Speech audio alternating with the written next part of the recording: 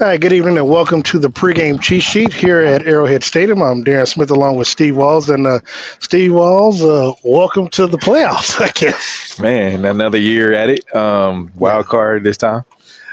Yeah, I mean, it's not the first time we've done a wild card game, but, it does feel like it's been a minute. So Kansas City, of course, will host, Bless you. Kansas City will host the Miami Dolphins tonight, 7:30 kickoff, I believe. 7 o'clock 7 o'clock kickoff Yep. on Peacock. Now, I know those of you all who are watching in Kansas City, you don't need Peacock to watch the game. The game will be shown locally on Channel 41. However, if you are outside of the Kansas City market or the Miami market, you do have to subscribe to Peacock, or if you jailbreak your. Or if you have Peacock, you can just pull it up and just watch it, even if you're in KC. Man, pay for it. Got it. Use it. May as well, I guess you could say. But Steve, the Miami Dolphins, they had a chance last week to actually host a playoff game, but they lost that game to the Buffalo Bills, and hence they are the 6th seed, and they will, of course, be coming here to Kansas City. It could have been hosting a couple of rounds of the playoff had they won that game last week. Your initial thoughts on this matchup? Temperatures at kickoff is scheduled to be either at 0 or below 0 kickoff, and we know it is cold outside because we had to brave our vehicles to get up here to the press box, and to say it was colder than a mother shut your mouth, it very much was. You mentioned first off the weather. I walked in about 30 minutes ago and it was 0. My phone said 0. My car said 0. So I got to believe it's 0. What did your face say though? Because I had tears in my eyes. Yeah, it was pretty bad. But that being said, a lot of these guys, as I watched them warm up a little bit ago, a lot of the guys are out there in short sleeves. I mean, I see Travis Kelce short sleeves. I see the offensive linemen. Heard Tyreek Hill talk earlier this week. The fact that he's used to the elements in Kansas City. He said he wasn't going to wear sleeves, and if you put sleeves on, that means that you soft. You know what? So I guess I must be soft. Call me soft. Call me soft. Look, man, it's funny. I had a pair of gloves, and they were kind of peeling as I was getting out the car. I said, well, I'm only going to get from here to the, and I have my Gates barbecue in the hand. Why did I do that, Steve? Yeah. Because by the time I walked from my truck to the front door to where we come in to check in, I thought my hands were going to literally be frostbitten. I mean, it was cold, and they had to give me a hand warmer stuff when I came up here, shake it and hold it. I mean, it's cold, and so anybody who's out here tonight that's trying to brave this winter weathery storm, I really hope that you do stay warm, take all the necessary safety precautions, because it is cold. And Steve and I, normally we do our post-game show and take pictures outside on the field. It ain't happening tonight. I'm just giving you fair warning. No, but it's tonight is one of those games where I call this a trash bag game. So what? A trash bag game, because if whoever doesn't play well, come Monday morning, you're going to be coming back to your locker with a trash bag. Okay, well, it actually might. Well, yeah. So if you're the Chiefs, it'll be tomorrow. Yeah, well, tomorrow. Yeah, so you're going to be coming back to your locker with a trash bag. Do you want the trash bag or do you not want the trash bag? You know what? I didn't put two. That's a good one. See, it's interesting because a lot of people are wondering, like in the first game, in the first AFC wild card game today, the Houston Texans were actually favored. And a lot of people, including a lot of people on NBC, had chosen the Texans. And we saw they got boat raced by 31, 45-14, which just destroyed my parlays altogether. But seeing that, a lot of people are wondering, could the same thing happen to Kansas City now? As I told people, you transplant Miami, because I believe you said, or we said on our pregame show yesterday, that when they left Miami, Florida, it was 85, 90 degrees. They come here, of course, it was already in the teens and what have you. So, granted they had, a day or so to get acclimated, but it's still – point swing. Yeah. I mean, but it's still a situation to where when you're talking about this type of weather and how cold it's going to be outside, when you're a player, unless you're active, because I remember Randy Moss talking about it on the NFL Sunday Countdown, that if you're not active and you're not being involved in the plays, that you can get stiff, especially if you're a player like Tyreek Hill. Yeah, and the crazy thing about it is it can happen very quickly. Like if you are you look at the last few games of the Miami Dolphins, right? Yeah. Most of them were in warm or mild weather cities, and that being said, it's like, all right, you used to playing. Your body is used to being more fluid in warmer weather. And then you come here and it's like you get kind of stiff. Yeah. I know in the wintertime I get a little stiff, as far as like body start aching, you feel different things, and then you get out there and it's like this Kansas City Chiefs team is ready to punch you in the mouth. It's gonna be a little different. The curious thing about it is a lot of fans are wondering whether or not, because last week the Chiefs defeated the Los Angeles Chargers on the road 13-12, but a lot of the starters, including Patrick Mahomes, Travis Kelce, MVS, Isaiah Pacheco, did not play in that game. Yeah. So a lot of people are wondering, especially when it comes to the offense and the wide receivers, whether or not they're going to be able to flip that switch, so to speak, and get the offense and everything kicking and jump started in today's game. Your thoughts on that? From Patrick and Travis, they've been doing this. From the younger guys, a little different, but from the veterans, I mean, you can walk and chew bubble gum. So I don't feel like you're going to have to get yourself juiced up, in a different type of way to play a playoff game, because you already know the stakes. We hear Travis Kelce talk about it all the time. It's like, man, it's a different game. The playoffs are a different level. You see the seriousness in their eyes. What did Al Pacino say? It's the eyes, Chico, they don't lie. and that's what you see, man. And I think that within itself it's like they're giving it to the other players on the team. It's infectious, if I can say that. So I mean, they understand the ramifications if they don't come out here and play well. Yeah. Both sides of the ball. Yeah, and of course, look, there is a lot at stake. Of course, if the Chiefs win, and of course, this will be based on what happens on Monday, as the Buffalo Bills Pittsburgh Steelers game was moved due to the weather and the safety. That game was moved from tomorrow afternoon to Monday afternoon. So, of course, the winner of that game, if it's Buffalo, and Kansas City wins tonight, they will travel to Buffalo the following weekend.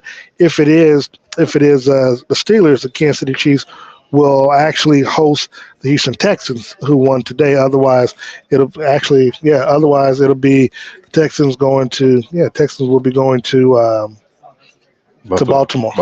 Okay. So look, there's a lot of stake for Kansas City, but Kansas City needs to worry about the road that's in front of them right now, which is the Miami Dolphins. Kansas City offensively, Steve, this is the first year in the Patrick Mahomes era where he has not had a 1,000-yard receiver or 1,000-yard rusher, and that was obviously by choice last week because they didn't have any chance to move up in the seeding otherwise. Which is surprising. That's very surprising that Kelce didn't want it. That says a lot too. I mean, because you understand that the way that Kelce works, the way that his makeup. It's like, I'm not going to be the individual statistics.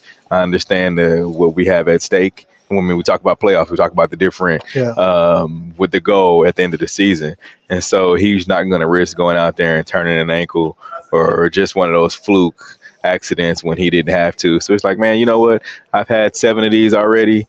I don't need to go for an 8. I'm 16 yards away. And then he was going to let him do it. He was going to let him do it, but Kelce did say he didn't want to feel like he was selfish. Now, everybody understood why Chris Jones, played in last week's game. And I mean, money talks. Yeah. That's $1 million. $1,250,000. Yeah. So, and look, and the good thing is, his teammates, when he got it, were so excited. You can see the jubilation on the field. My hope is that all that excitement stuff translates now this weekend. Look, we talked about it a little bit on our pregame show yesterday, where I felt that how the season kind of drug to an end with the Chiefs along with the Eagles. It just seemed like they were just trying to get across the finish line to get to the playoffs so they can possibly turn the switch to where they could go from regular season mode to playoff mode and defend their respective crowns. It's crazy you say that because we used to talk about how this team within season, though, like in a game,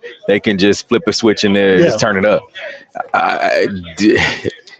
This could show like, hey, we don't really need to play in the regular season. We just flip that switch in playoff time, and it's a different mode. So, I mean, it's yet to be seen. The game still needs to be played, but I mean, that could very well be. Well, look, we'll find out in due time. We'll see whether or not we see a playoff MVS or a playoff Rasheed Rice or playoff Pacheco and some of these other players. I do want to ask you though, with the weather being what it is, a lot of times, and we remember in the 2022, well, last year's AFC Championship game against the Bengals, Patrick Mahomes had some turnovers in that game against the Bengals to where, trying to hold on to the football and try to do some trick plays. The ball, he lost his grip and the ball, came out of his hands and stuff. What are you expecting to do? You think the Chiefs will, try to do a lot of trick plays tonight, knowing what the weather is and knowing how, the ball might be?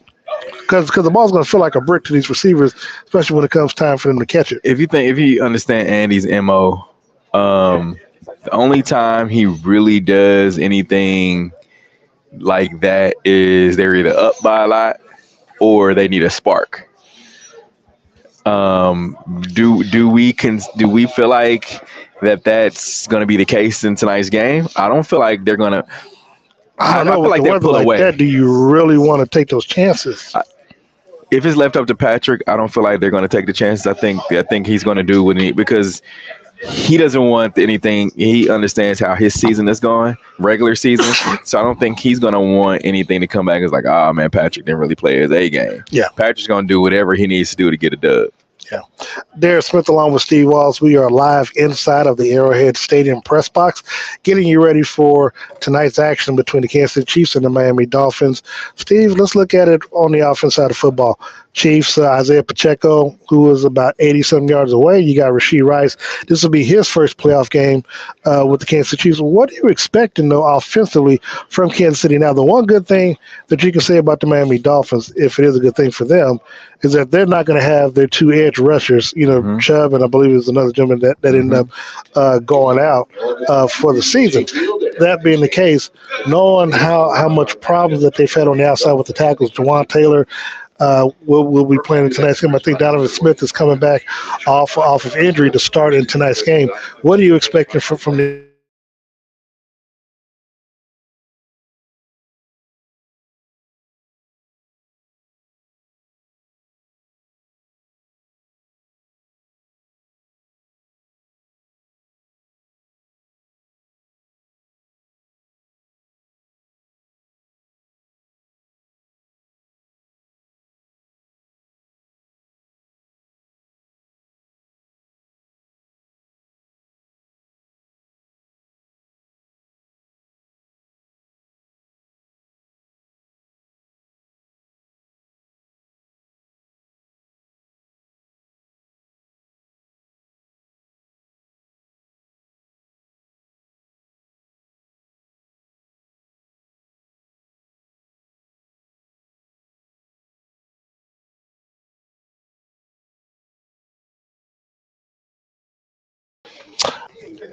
Yeah, you're able to. Sorry about that, guys. You're able to continue moving the ball.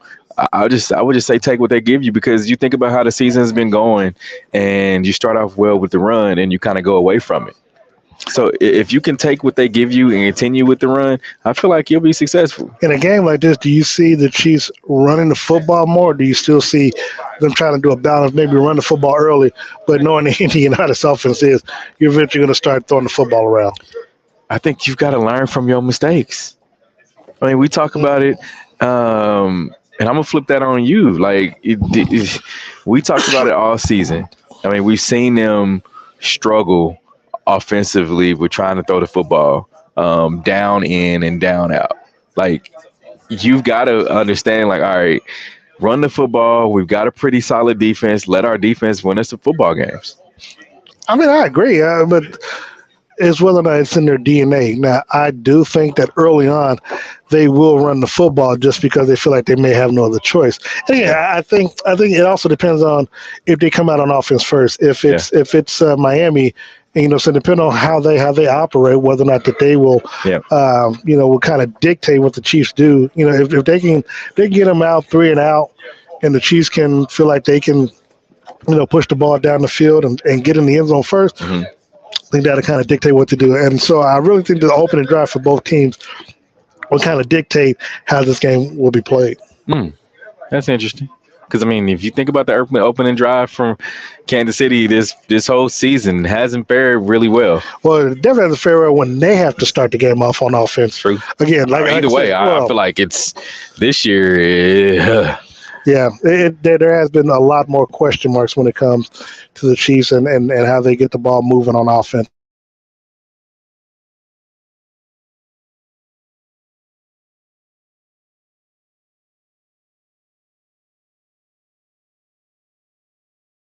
Year we saw Trey McDuffie make first team All Pro. Legarius Sneed, we saw he was snubbed all the way around. What are you looking for on the defense side of football in tonight's game? I start on the interior. I feel like they're going to be able to get after Tua. I mean, they know what Tua brings. Tua, I saw us on a I think he's winless in weather under 40 degrees. Yeah, on a bet slip, it's like Tua can he get 25 plus 25 yards. It's like plus something crazy. Rushing, yes. Oh, okay. Yeah, because Tua, you got to remember he has had those concussion issues, so he doesn't want to get outside the pocket. There was also a nice, what do you call it, bet that it was 0.5 plus 0.5 that he gets frostbitten tonight. So, I did not get a chance to take that. That's crazy. But I think you just start on the interior, man. At Chris Jones and company, they're gonna have to get after it. Get after Tua. Now Dolphins are, I believe, the fastest. They have the fastest, release. Yeah. Oh, of course.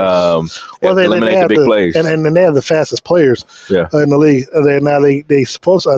I think they get Raheem Mostert back tonight, along with Devin Achane. They also get Jalen Waddle back, who was injured a couple of weeks ago.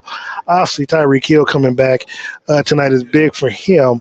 I mean, Tua's got his weapons. Again, the question is going to be, how will the weather have an effect on him? Because he didn't play last year in the playoff game against Buffalo.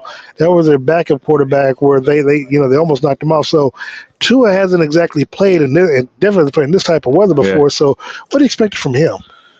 Man, it's his second go round this year against Mahomes. Yeah, because of the Germany game. Yeah, it's the second go round. So I think he wants to get right. I think he wants to. Well. Yeah. I think he wants to get right. He wants to. This is a game he wants to win. Most definitely, because of course he's going up against the big bad Patrick Mahomes in Kansas City on the road.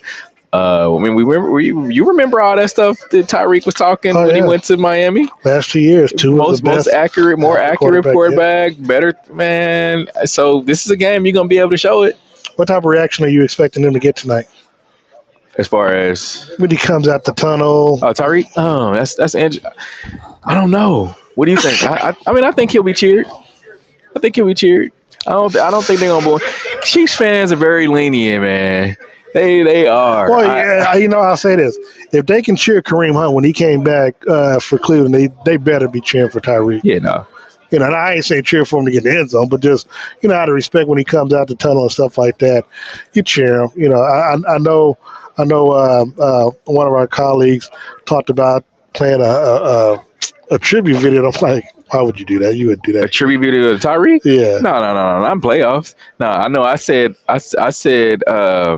If it was regular season, maybe, but not a playoff game. Different, yeah. What I was asking, I asked that yesterday about Matthew Stafford going back to Detroit, right? And the fact that he's been there so long. And but I don't think were both like, no. You don't play. No. Yeah, that's what I was saying. I mean, I was arguing with me. I'm like, why would you play a video with Tyreek Hill? I'm like, we do it. It doesn't make any sense. Nah, you don't do that.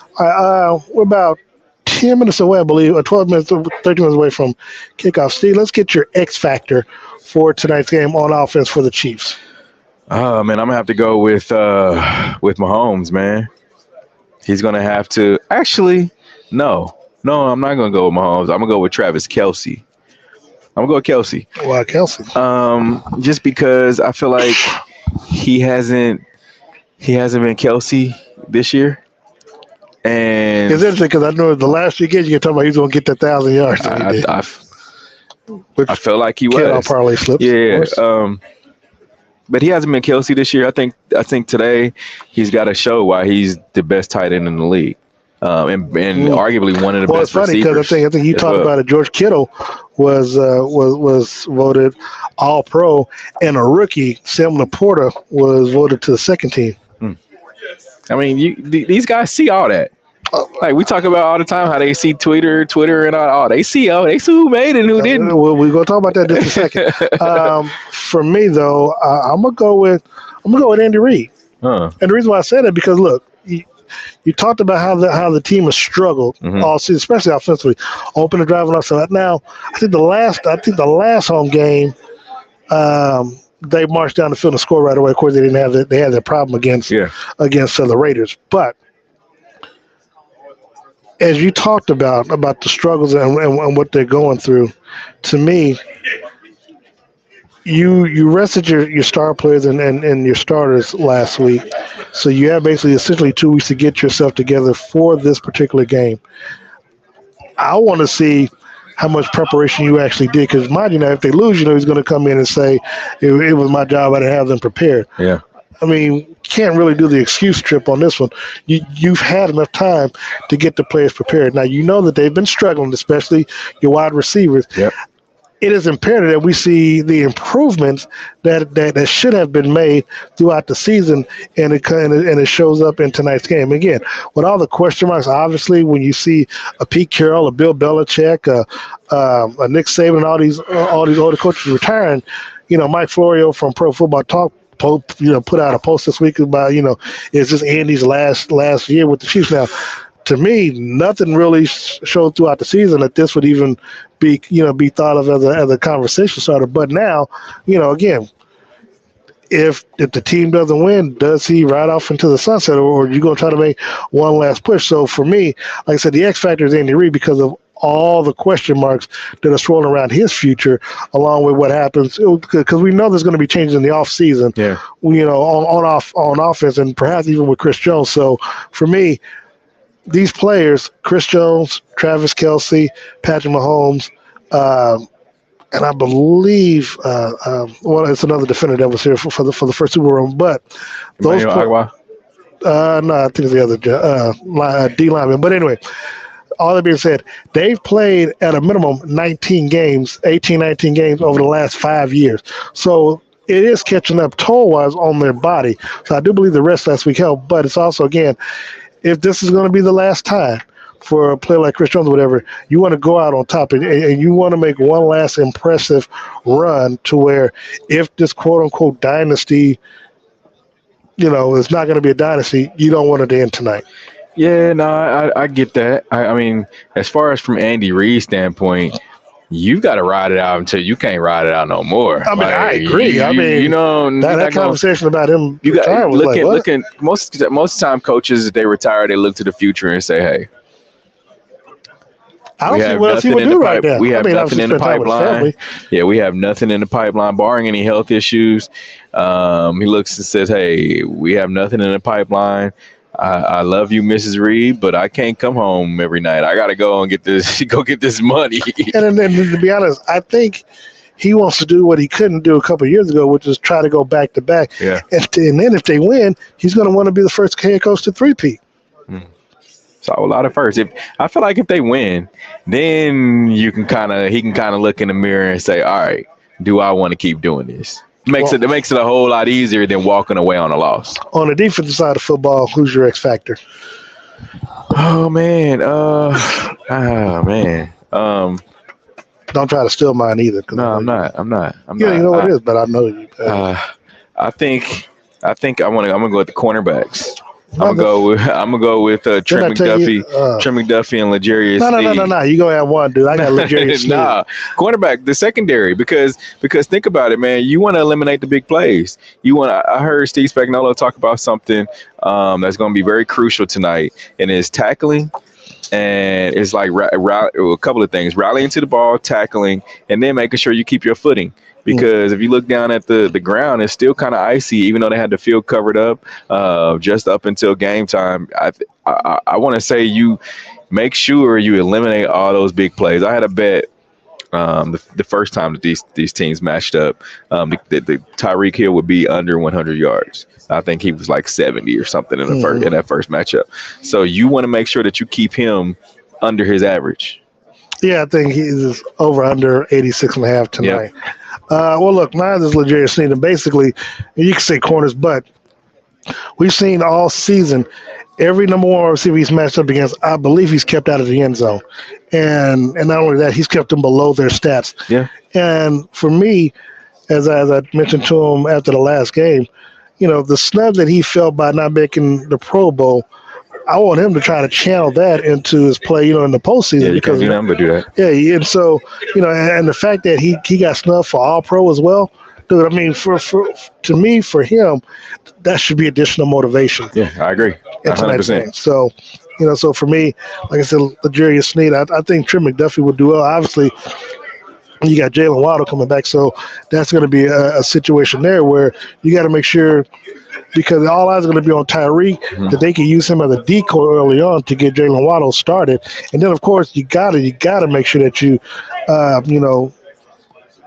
close it on the flats, because that they're going to use those running backs in the flats in the play action. Yeah. So before we get out of here, Steve, your winner for tonight's game. I got the Chiefs, man. I got the Chiefs 21-10. Or actually, no, 20-10.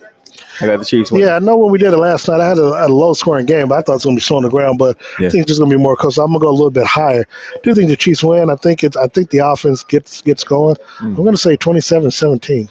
Okay. I think Chiefs, get started, and they do enough to stay ahead and allow the defense to make the big plays for them. Okay.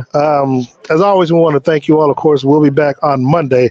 We'll be back during the games because the early game, getting you all ready for either this will be our last show on Monday, or we'll get you prepared for next weekend's divisional game. But as always, you can join Steve and I post-game. We'll bring you the press conference. We'll also bring you player interviews and stuff that we do. You can follow Steve at Steve Walls KC, at Darren Smith NFL. Monday, join us for the Red Hour, 6:30, 7:30. Myself, Steve, DJ Q, and Sean Tyler. And Steve, before we get out of here, of course, you want to thank our sponsors? Yes, sir. Thank you to my friends over at Dillard's on Arosa. This is a fit that I had planned for last week. Of course, didn't make it to LA because of being sick. But yeah, thank you. Make sure you go over there and check out Heather Gray in the men's section. Also, Jeff Russell. You talk to both of them. They can get you taken care of. All right. And of course, I want to thank Todd White and Todd's Closers and Taylor Suits for keeping me game day ready and game day fit. Located at 2 locations in Kansas City, one at World Parkway, the other down on 20th and Broadway. Look, we want to thank everyone. I also want to thank G.E.H.A Barbecue as well for being our sponsor as well. So make sure 5 locations, if you hadn't gotten your food already, you can make sure you get some tomorrow along with Monday, because you got double headers tomorrow and Monday for NFL football. So you got no excuse why you don't go out there to any of the 5 locations and get you some of that good barbecue. For Steve Walls and Darren Smith, look, we'll either wish you a farewell after the game, post-game, or we'll be back here either next Sunday against we'll be back. We'll be back next week against Houston, Texas, or we'll see you on the road in Buffalo. Thank you so much for joining us. We are out of here. Football fans, you can't spell gate without Gates, and great tailgates start with Gates sauces and seasonings. Named synonymous with mouth-watering tailgates. When you make your list of tailgate essentials, add Gates sauces and seasonings to that list. Spice up your tailgate experience with that unmistakable great taste. Available in 4 tantalizing flavors: classic, sweet and mild, mild and hot. Find it at your local grocer, and if you don't see it, ask for it. Visit GatesBarbecue.com to purchase any of the great sauces and seasonings. Great tailgates start with Gates.